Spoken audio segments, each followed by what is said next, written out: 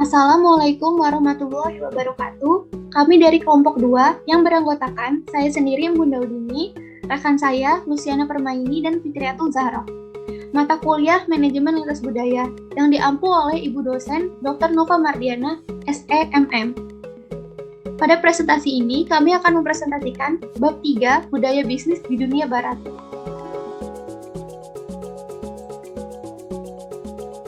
Terdapat 3 tujuan pembelajaran dalam bab ini. Pada 3.1, meningkatkan pemahaman tentang pengertian multikulturalisme. 3.2, konsep budaya Eropa. 3.3, konsep budaya Amerika dan Australasia.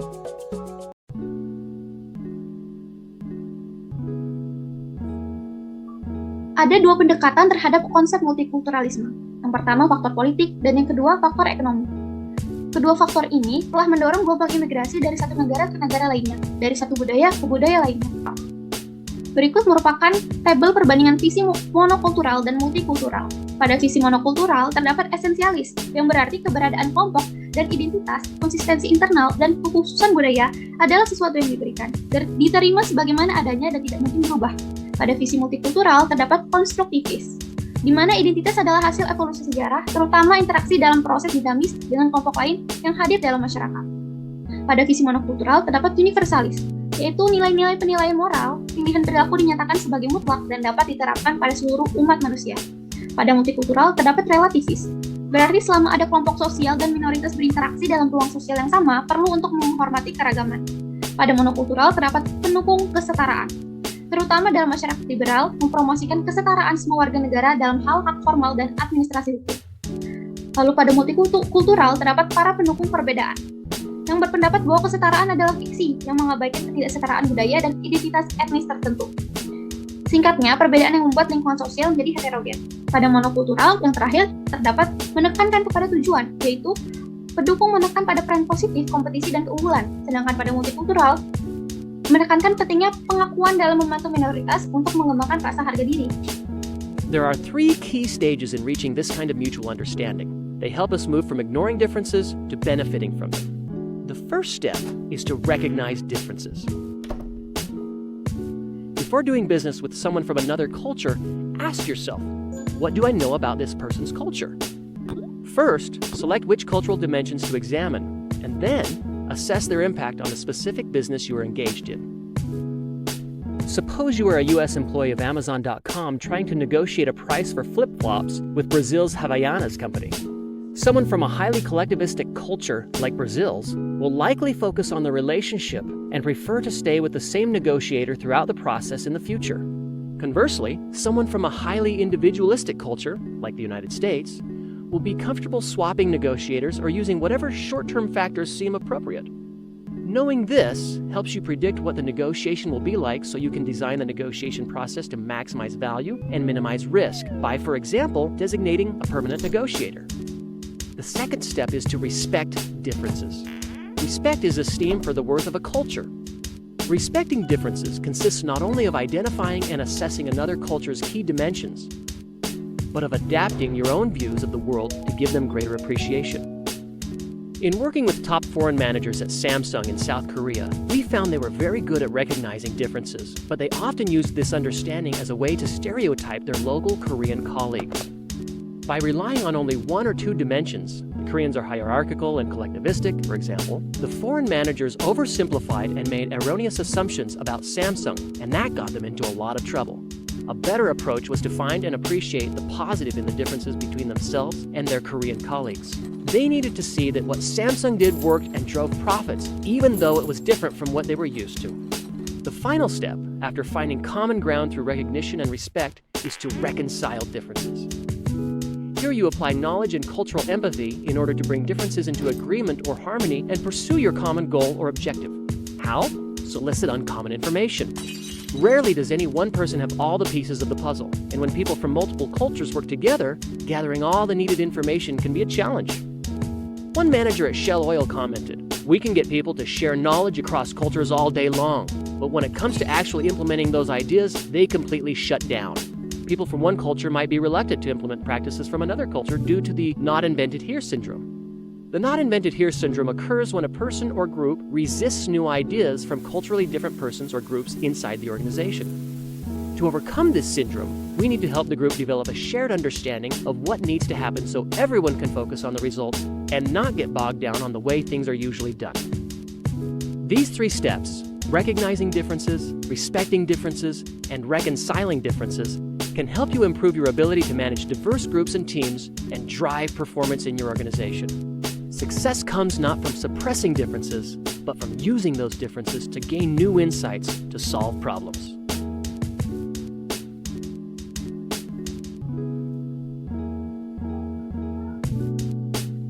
Menurut sejarawan Prancis, Jean-Baptiste du Rosel, tahun 2004, Eropa umumnya dianggap sebagai komunitas yang tidak berdasarkan ras atau bahasa, melainkan diciptakan tentang peristiwa sejarahnya.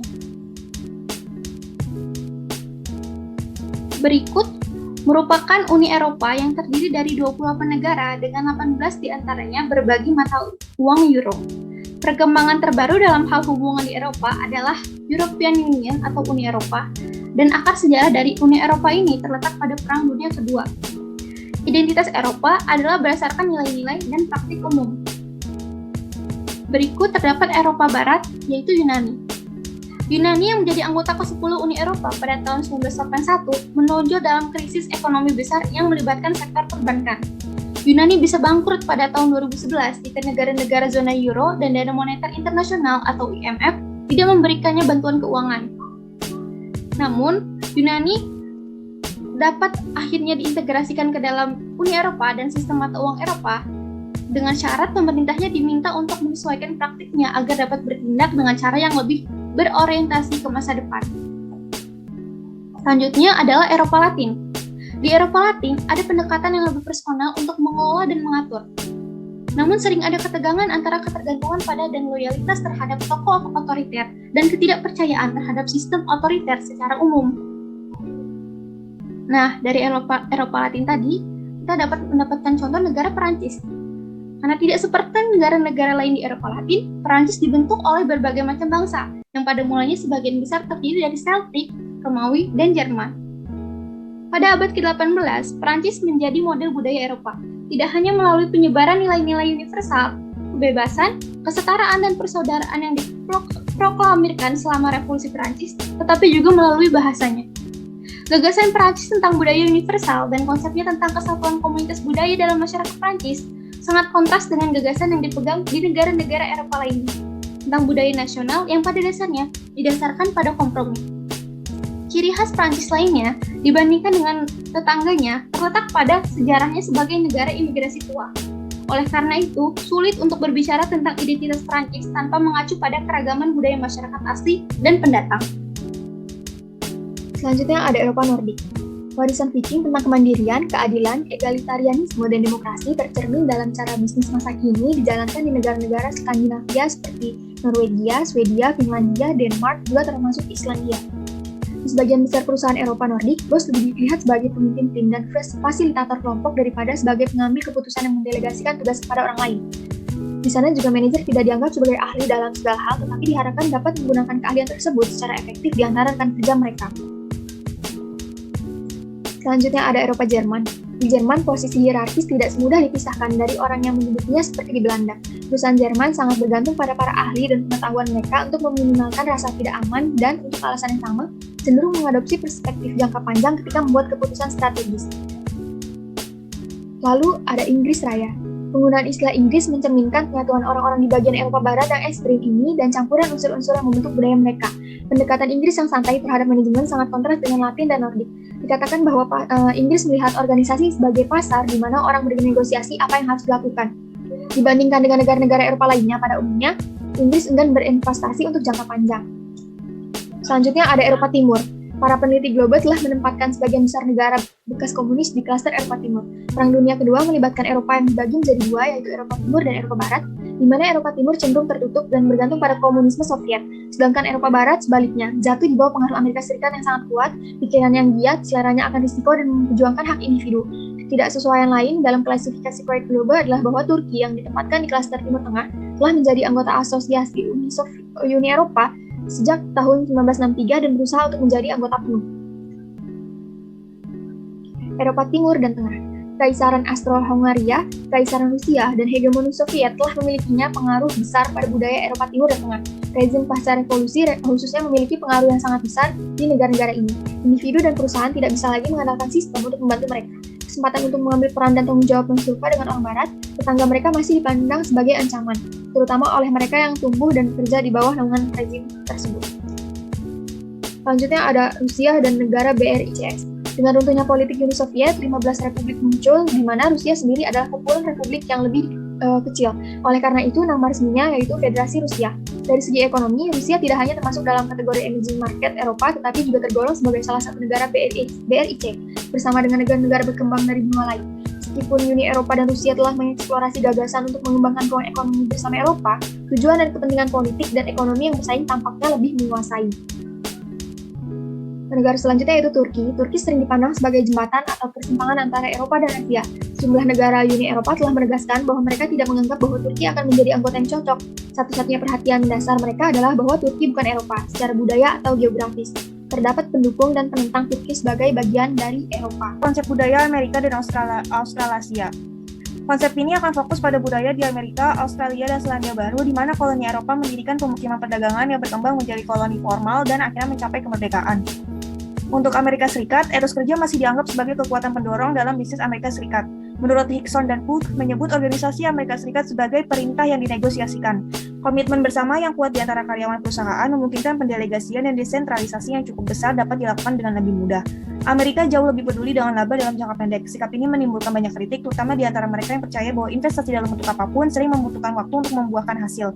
Di sisi lain, perusahaan Amerika Serikat terus menyadari kepentingan pemegang saham. Suatu perbedaan jelas yang sering dirujuk ketika bisnis Inggris dan Amerika dibandingkan adalah cara mereka memandang masa depan. Next yaitu Kanada. Kanada awalnya wilayah orang Indian dan Inuit. Pertama kali dieksplorasi oleh Perancis yang mendirikan koloni pertama mereka di sekitar Quebec. Tidak ada budaya resmi, juga tidak ada kelompok etnis yang diutamakan daripada yang lain. Tidak ada warga negara atau sekelompok warga negara selain Kanada, dan semua harus diperlakukan secara adil. Banyak orang Kanada yang masih khawatir tentang siapa mereka sebenarnya. Dapatkah Kanada dikatakan memiliki satu identitas nasional? Pierre Trudeau, Perdana Menteri Kanada, berbicara tentang aspek lain dari hubungan Amerika Serikat-Kanada. Next, Australia dan Selandia Baru. Ini merupakan negara dengan sama-sama merupakan koloni Inggris. Australia dan Selandia Baru terus meningkatkan keterlibatan mereka di Asia Tenggara di sejumlah tingkatan. Dengan demikian membantu mempromosikan kesejahteraan mereka sendiri serta membantu membentuk kemakmuran masa depan kawasan ini. Budaya bisnis di Australia dan Selandia Baru masih bersifat Anglo-Saxon, namun lingkungan kerja cenderung lebih kolaboratif daripada di Inggris atau Amerika Serikat. Terakhir yaitu Amerika Latin, merupakan benua yang sangat terbelah yang belum mampu meniru tetangga utaranya. Meskipun upaya baru-baru ini untuk menciptakan semacam persatuan di tingkat perdagangan tampaknya berhasil, konflik antara banyak negara di benua itu masih sering terjadi. Lebih jauh lagi, konflik di beberapa negara ini yang sering muncul dari benturan kepentingan antara masyarakat asli dan bagian masyarakat Hispanik dalam mencegah negara berkembang secara ekonomi dan sosial dengan cara yang mereka inginkan. Kesimpulannya, yaitu bab ini telah memeriksa beberapa karakteristik yang menyatukan sejumlah negara-negara Eropa serta negara-negara lain di dunia secara historis terkait ke Eropa. Hal ini juga menunjukkan bahwa negara-negara yang mungkin memiliki kesamaan tertentu belum tentu menikmati koeksistensi yang harmonis. Budaya organisasi adalah sebuah sistem makna bersama yang dianut oleh para anggota yang membedakan suatu organisasi dari organisasi-organisasi lainnya. Sistem makna bersama ini adalah sekumpulan karakteristik kunci yang dijunjung tinggi oleh organisasi. Dalam melakukan suatu bisnis, penting untuk kita sebagai pelaku bisnis memahami kebudayaan dari rekan atau partner kerja. Maka dari itu, penting untuk memahami materi mengenai budaya bisnis di Eropa, Australia, dan Amerika atau negara lainnya, sebagai bekal atau panduan dalam berbisnis. Selanjutnya, review jurnal penelitian terkait dengan materi di bab 3. Di sini, kelompok kami menemukan penelitian yang berjudul Nilai Budaya Barat dan Implikasinya Terhadap Manajemen Praktek, dengan identitas sebagai berikut. Pada tinjauan pustaka penelitian ini menyatakan bahwa sejak lebih dari 2 dekade yang lalu, sejumlah ilmuwan manajemen dan sosial terkemuka mempertanyakan penerapan teori manajemen barat, terutama Amerika di luar negeri. Seperti pada Hofstede yang berpendapat bahwa teori manajemen barat mencerminkan lingkungan budaya di mana mereka ditulis. Oleh karena itu, dapat disimpulkan bahwa manajemen barat tidak dapat dipisahkan dari budaya barat. Selain itu, Lauren pada tahun 1946 mengatakan bahwa setiap budaya telah mengembangkan melalui sejarahnya sendiri beberapa wawasan yang spesifik dan unik ke dalam pengelolaan organisasi dan sumber daya manusianya. Gagasan bahwa praktik manajemen bersifat universal telah dipertanyakan. Sejumlah kebijakan manajemen yang berhasil dipraktekkan di suatu negara belum tentu berhasil diterapkan di negara lain. Selanjutnya, latar belakang penelitian ini adalah bahwa globalisasi adalah proses yang tak terelakkan di abad ke-21. Begitu juga dengan lintas budaya. Klaim hak atas budaya oleh negara-negara nasional dalam beberapa tahun terakhir dapat menjadi kriteria penting untuk pembuatan kebijakan perdagangan, perlindungan hak kekayaan intelektual, dan sumber daya untuk kepentingan nasional. Dari sudut pandang manajemen, sangat penting bagi para manajer untuk menyadari bahwa ketika dunia menjadi global, tuntutan budaya ada pada mereka. Pasar di abad ke-21 adalah pasar dunia dan sekaligus lintas budaya. Menyadari dan peka terhadap perbedaan budaya adalah premis utama bagi keberhasilan organisasi bisnis di abad ke-21. Selanjutnya tujuan penelitian.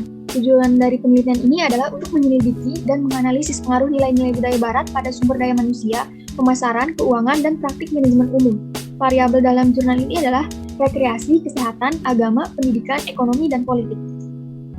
Selanjutnya, implikasi budaya terhadap praktik manajemen. Yang pertama, kesesuaian antara budaya nasional dan manajemen. Sampai saat ini, dominasi teori manajemen barat mengarah pada keyakinan bahwa satu ukuran cocok untuk semua, bahwa manajer yang baik di satu negara tertentu juga akan menjadi manajer yang baik di negara lain, dan bahwa praktik manajemen barat yang efektif akan efektif di mana saja. Pandangan ini sekarang digantikan dengan pengetahuan bahwa sikap, nilai, perilaku, dan kemajuan manajerial berbeda di seluruh budaya nasional. Yang kedua ada budaya nasional dan praktik manajemen dalam budaya barat.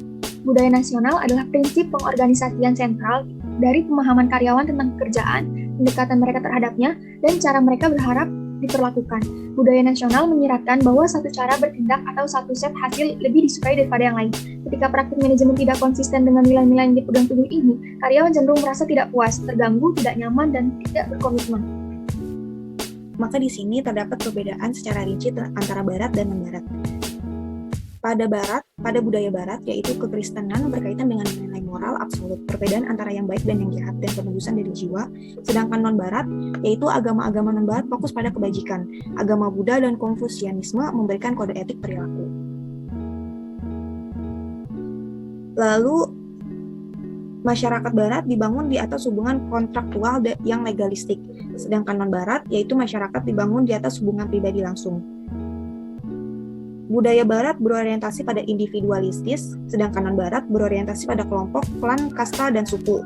Lalu, budaya barat perilakunya dikendalikan oleh aturan, hukuman, dan penghargaan, sedangkan non-barat perilakunya dikendalikan oleh adaptasi kelompok, keberangkatan dari norma kelompok, disertai dengan perasaan malu.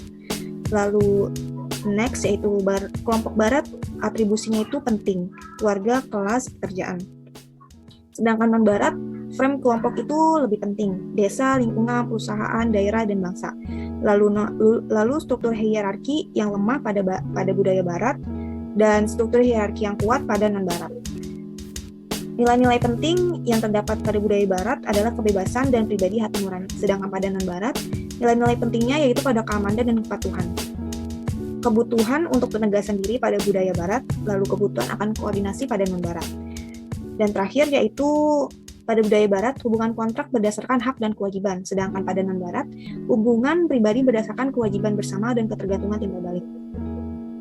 Next yaitu hasil penelitian. Dari jurnal yang tadi sudah dibahas, sudah direview, hasil penelitiannya yaitu hasil survei literatur menunjukkan bahwa dimensi budaya nasional budaya barat cenderung tinggi untuk individualisme dan maskulinitas, dan rendah untuk jarak kekuasaan dan penghindaran ketidakpastian. Survei literatur mengungkapkan bahwa sebagian besar perilaku pasar terikat budaya, baik perilaku konsumen dan praktik bisnis sebagian besar dilakukan oleh budaya di mana mereka terjadi. Oleh karena itu, untuk mencocokkan bauran pemasaran dengan preferensi konsumen, perilaku pembelian, dan pola penggunaan produk di pasar potensial, pemasar harus memiliki pemahaman menyeluruh tentang lingkungan budaya pasar tersebut. Studi ini menunjukkan bahwa budaya barat mempengaruhi berbagai praktik manajemen umum, termasuk pengambilan keputusan strategis, gaya kepemimpinan, perencanaan, perorganisasian, dan pengendalian manajemen. Kesimpulan dari review jurnal, manajer di milenium ketiga adalah manajer global. Mereka harus belajar tentang perbedaan budaya dan bagaimana perbedaan ini membentuk praktik manajerial yang paling efektif. Manajer yang peka terhadap variasi nilai budaya memahami bagaimana nilai-nilai tersebut membentuk motif untuk datang bekerja, mendapatkan hasil, dan berinovasi, serta memulai perkembangan baru. Pemimpin global yang sukses adalah mereka yang mengadopsi prinsip-prinsip ini dan menggunakannya sebagai pedoman untuk menerapkan pendekatan manajerial di seluruh dunia. Thank you.